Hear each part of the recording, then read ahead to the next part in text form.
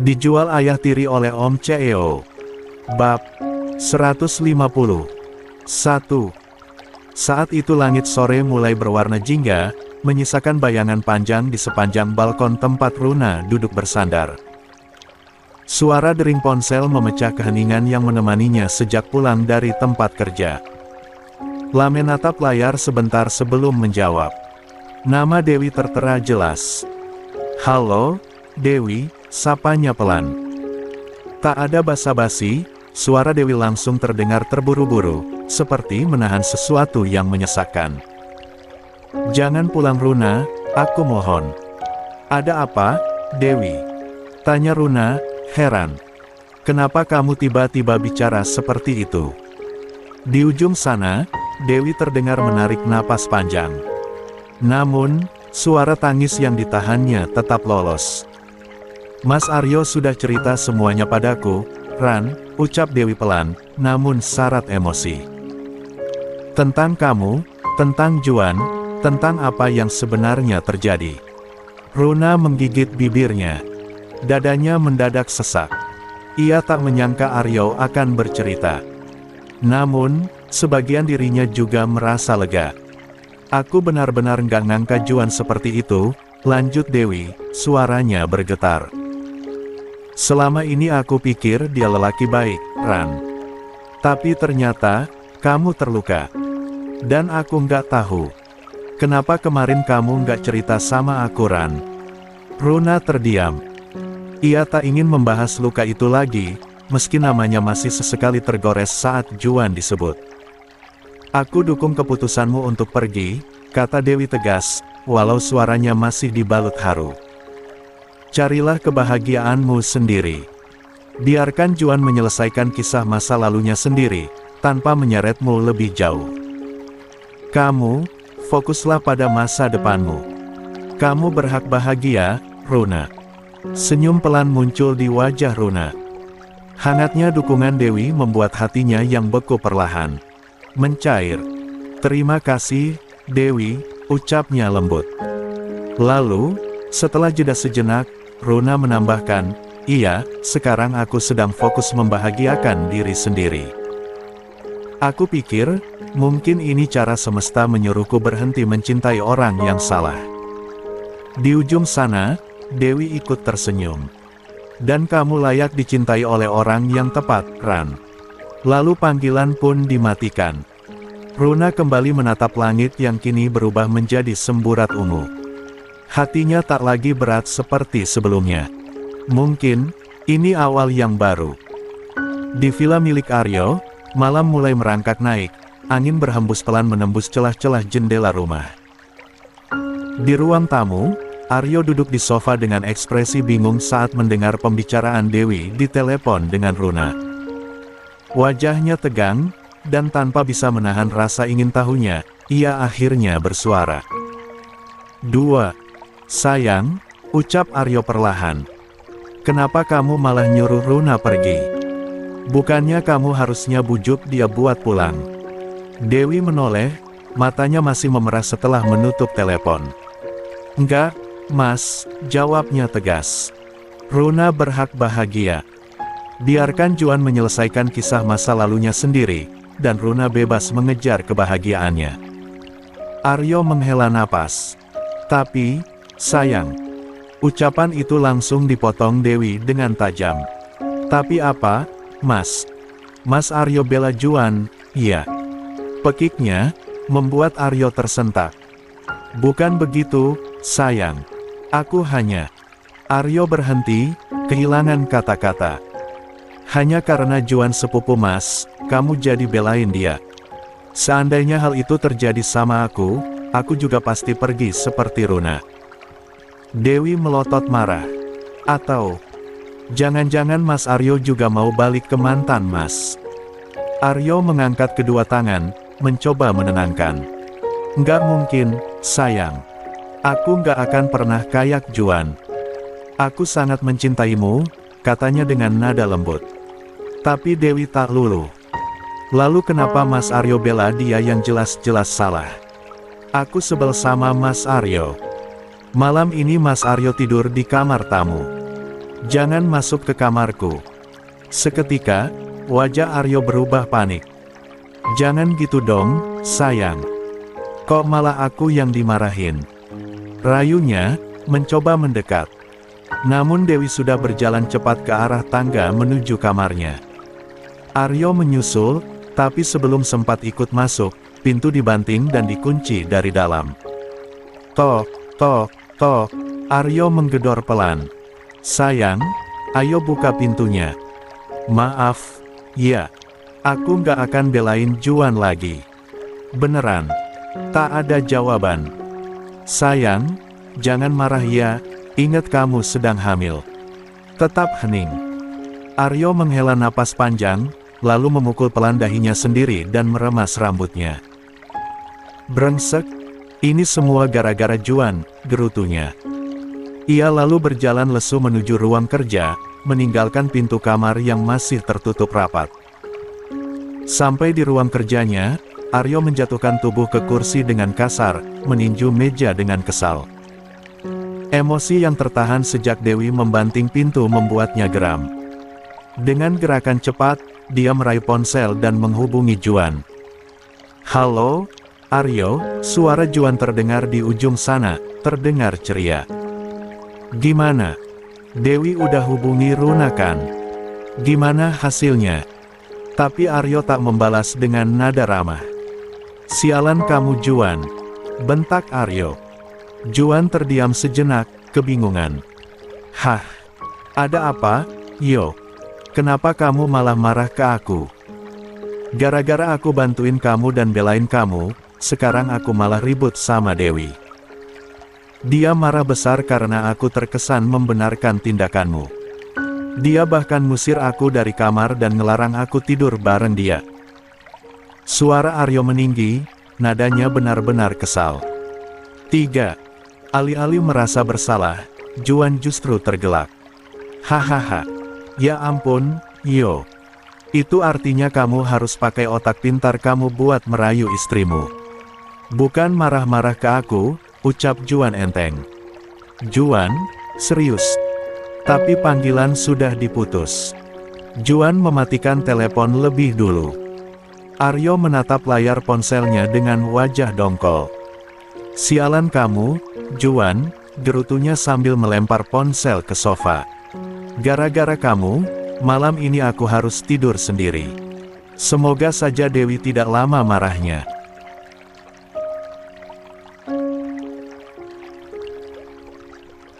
Di dalam kamar, Dewi duduk di tepi ranjang, air mata mengalir tanpa suara. Hatinya campur aduk antara marah, sedih, dan rasa tak nyaman karena memikirkan nasib Runa. Entahlah semenjak hamil dia jadi lebih sensitif sekali. Malam semakin larut. Jarum jam menunjukkan pukul 1:10. Di dalam kamar utama yang remang, Dewi membolak-balikkan tubuhnya di atas ranjang. Berkali-kali ia mencoba memejamkan mata, menarik napas panjang, atau mengatur posisi bantal, tapi kantuk tak kunjung datang. Hatinya gelisah. Ada rasa sesak yang tak bisa dia abaikan. Biasanya, di saat seperti ini, Aryo sudah memeluknya dari belakang, menenangkan dengan nafasnya yang hangat dan irama detak jantung yang menenangkan. Tapi sekarang, ranjang terasa dingin dan kosong. Dewi mengerang pelan sambil menutupi wajahnya dengan bantal. Ais, kenapa malah aku yang gak bisa tidur gini sih, gerutunya. La duduk bersandar, mengusap wajah dengan kedua tangan. Masa iya aku harus minta maaf ke Mas Aryo terus nyuruh dia tidur di kamar lagi, cuma karena aku gak bisa tidur. Gumamnya, separuh kesal, separuh malu. Kan, gengsi banget. Namun setelah beberapa menit mencoba berdamai dengan ego sendiri, Dewi akhirnya menyerah. Ia bangkit dari ranjang, mengenakan jaket tipis, lalu membuka pintu kamar perlahan. Lorong rumah sudah gelap, hanya diterangi lampu redup yang temaram di dekat tangga. Semua pekerja pasti sudah istirahat. Dewi melangkah pelan, menyusuri lorong. Mas Aryo tidur di mana? Iya. Batinnya, Sambil membuka pintu kamar Saka kosong, hanya ada Saka dan sang babysitter. Ia beralih ke ruang kerja, dan lagi-lagi nihil. Akhirnya ia melangkah turun. Di lantai bawah, kamar tamu berada di dekat tangga belakang. Dewi mengetuk pelan, lalu membuka pintu dengan hati-hati. Lampu kamar mati, hanya cahaya bulan dari jendela yang masuk menyinari siluet Aryo yang terbaring menyamping, punggungnya menghadap ke pintu. Dewi mendekat dengan langkah perlahan. Setelah memastikan Aryo masih tertidur, ia pun mengangkat selimut yang menutupi tubuh Aryo dan masuk ke dalamnya, menyusup ke pelukan pria itu dengan gerakan perlahan. Aroma tubuh Aryo langsung menyergap inderanya, dan jantung Dewi berdetak sedikit lebih cepat. Ia merapatkan diri, menyelipkan tangan di bawah lengan Aryo, dan mendesah lega. Tanpa ia sadari, Aryo membuka matanya sedikit dan tersenyum kecil. Ia memang belum benar-benar tidur, hanya memejamkan mata sambil berharap Dewi akan datang. Ia rindu memeluk wanita itu, tapi memilih untuk 4. Tetap berpura-pura terlelap agar tidak merusak momen manis ini. Di dalam selimut, Dewi menyandarkan kepalanya di dada Aryo dan bergumam pelan, hampir tak terdengar. "Maaf ya, Mas, aku cuma emosi aja tadi." Aryo memejamkan mata lagi, senyumnya tak hilang. Ia merangkul Dewi pelan, lalu membisikkan dalam hati, "Aku juga minta maaf sama kamu, sayang." Di sisi lain kota, pagi menyapa dengan cahaya matahari yang hangat menyelinap masuk lewat celah tirai jendela apartemen Runa. Ia membuka mata perlahan, menghela napas panjang, lalu tersenyum kecil. Untuk pertama kalinya setelah sekian lama, dadanya terasa sedikit lebih lega. Ingatan tentang percakapannya dengan Dewi semalam kembali terputar di kepala, dukungan tulus yang terasa seperti pelukan hangat bagi hatinya yang sempat retak. Ternyata, keputusannya untuk pergi bukanlah sebuah pelarian. Itu adalah bentuk keberanian untuk menyelamatkan dirinya sendiri. "Keputusanku nggak salah," gumam Runa pelan, menatap langit cerah dari balik jendela. Tak mau berlama-lama larut dalam pikiran, ia pun bergegas bersiap. Pagi ini dia harus bekerja di butik milik temannya sekaligus tempat ia belajar banyak hal baru. Hidup sendiri di kota besar bukan hal mudah, tapi Runa bertekad menjalani semuanya tanpa bergantung pada siapapun. Setelah mengenakan pakaian kasual dan menata rambutnya seadanya, ia memeriksa dompet dan kartu MRT, lalu melirik jam. Jam segini. Serunya panik. Karena terlalu banyak melamun saat bersiap, ia hampir saja terlambat. MRT berikutnya akan datang dalam beberapa menit dan dia tak mau menunggu yang berikutnya. Tanpa pikir panjang, Runa langsung menyambar tote bag-nya dan keluar dari apartemen. Jalanan pagi masih ramai oleh para pekerja yang lalu lalang. Jarak stasiun MRT dari apartemennya memang tak begitu jauh, tapi cukup membuat napas mos-mosan jika harus berlari. Runa menahan napas, berlari kecil menuruni trotoar, sambil sesekali melirik jam di ponselnya. Jangan sampai ketinggalan, jangan sampai ketinggalan, ucapnya pada diri sendiri. Sesampainya di tangga stasiun, ia langsung menuruni anak-anak tangga dengan cepat dan melesat menuju peron. Suara kereta yang mendekat membuat jantungnya semakin berdebar. Begitu sampai, tepat saat pintu MRT terbuka, Runa berhasil menyelinap masuk ke dalam gerbong. Nafasnya tersengal, namun senyumnya terbit. "Untung saja nggak ketinggalan," katanya sambil menepuk dada sendiri. Lalu berdiri di dekat jendela, menatap keluar. Wajahnya tampak lebih tenang. Hari ini, ia melangkah lebih mantap, menuju masa depan yang dia pilih sendiri. 5. Setibanya di butik, Runa bersyukur karena ternyata dia masih datang tepat waktu, meskipun nafasnya masih tersengal karena lari kecil tadi. Melia, sahabat sekaligus rekan bisnisnya, langsung menghampiri dengan ekspresi heran. "Runa, kamu baik-baik aja? Kamu mos-mosan, kayak abis dikejar rentenir, canda Melia sambil menepuk bahu Runa pelan. Runa tersenyum, mencoba menormalkan nafasnya. Aku baik-baik aja, Mel. Tadi cuma lari sebentar saat kesini, karena hampir telat. Melia menggelengkan kepala sambil tersenyum geli. Runa, memangnya kenapa sih kalau kamu telat? Kamu juga pemilik butik ini, loh. Jangan bertingkah kayak pegawai magang. Mau kamu telat tiap hari juga, nggak mungkin aku pecat kamu. Runa tertawa, lalu duduk sejenak di sofa kecil dekat ruang fitting. Jangan gitu dong, Mel. Aku ini cuma nanam saham, bukan pemilik utama. Aku tetap pengen kerja profesional, datang tepat waktu, ikut aturan. Jangan perlakukan aku istimewa, ya. Perlakukan aku sama kayak pegawai lainnya. Melia mengangkat tangan seolah menyerah. Baiklah. Terserah kamu aja, pegawai profesional. Ya udah sana siap-siap kerja, awas ya. Kalau sampai besok kamu telat, aku potong gaji kamu. Siap, bos. Sahut Runa sambil memberi hormat main-main dan tertawa setelahnya. Setelah itu, Runa pun segera bersiap untuk mulai bekerja bersama rekan-rekannya yang lain. Saat sedang sibuk merapikan display di butik, ponsel Runa bergetar. Dia buru-buru mengangkatnya setelah melihat nama, Mami, terpampang di layar.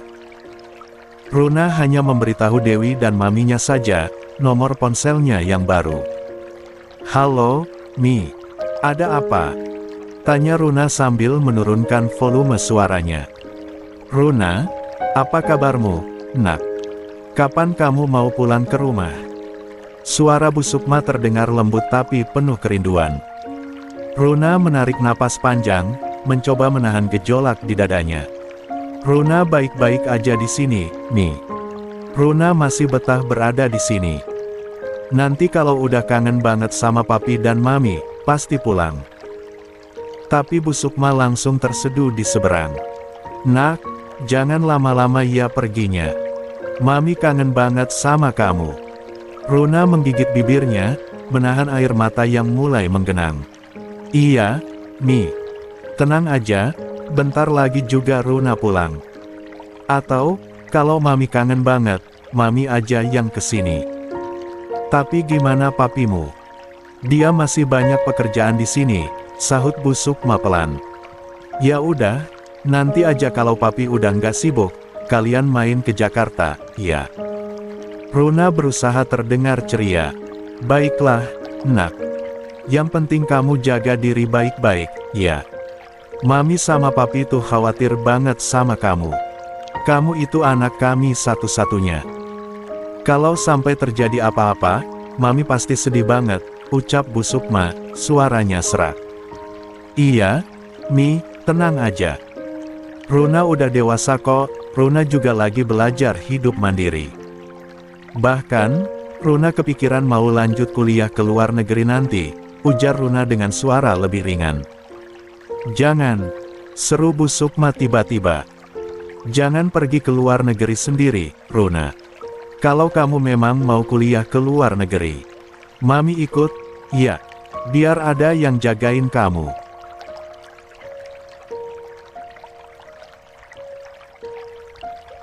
Runa terkekeh pelan.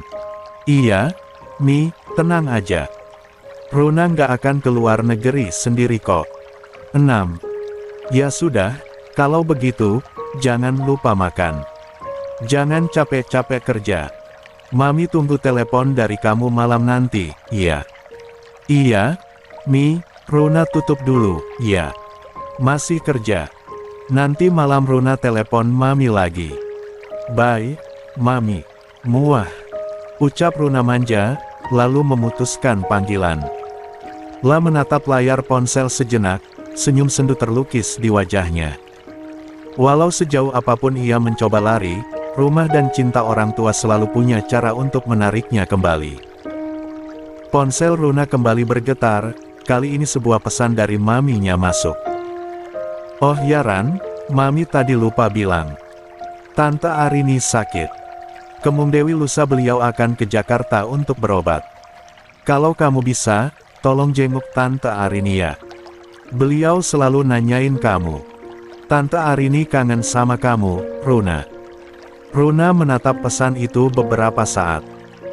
Senyum yang tadi menghiasi wajahnya perlahan memudar, digantikan oleh kecemasan yang menyeruak diam-diam. Tante Arini sakit dan mau ke Jakarta. Gumamnya lirih. Berarti Kemung Dewi Juan juga bakal ikut ke Jakarta. Runa memutar tubuh, berpura-pura sibuk merapikan rak, padahal pikirannya sudah kemana-mana. Tangannya yang gemetar, tak bisa dia sembunyikan. Enggak, aku nggak boleh ketemu Juan. Hidupku sudah tenang sekarang. Aku nggak mau semuanya kacau lagi.